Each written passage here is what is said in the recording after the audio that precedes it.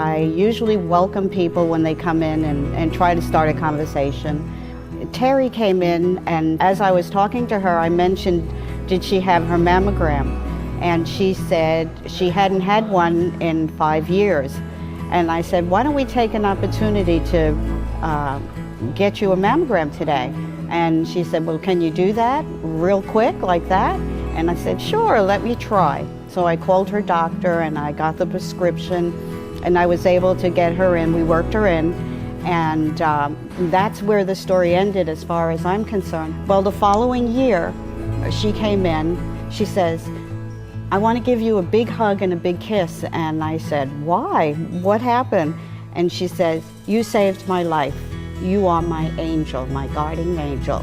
She had had cancer prior to that, 8 years prior to that. There was cancer developing, and so by her having the mammogram, they caught it in time, and so that really helped her, and that's why she felt that I was her guardian angel.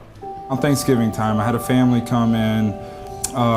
This gentleman was difficulty breathing when he originally came in, but he ended up coding out in the waiting room.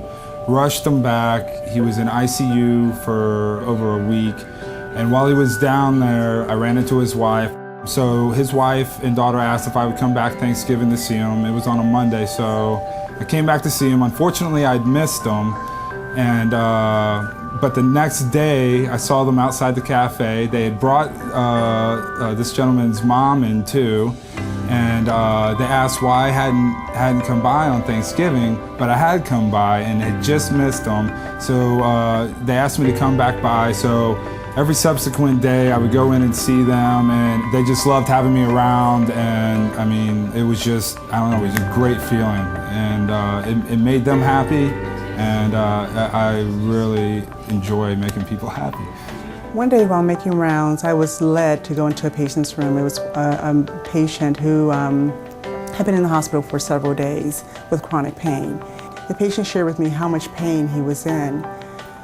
And when I checked with the nurse, it was not time for the pain medicine. So I had a few more moments, and I stood there and I began to talk with the patient. And he shared his story about some of the family issues that he was experiencing outside the hospital, his concerns upon discharge. And we talked for quite some time. When I looked at my watch and I said, now it's time for your pain medicine, he said, I don't need it. Thanks for listening. And so that taught me that pain to the healthcare worker may not be visible, even though it's present with the patient, but just by listening, sometimes that can actually ease the pain of patients.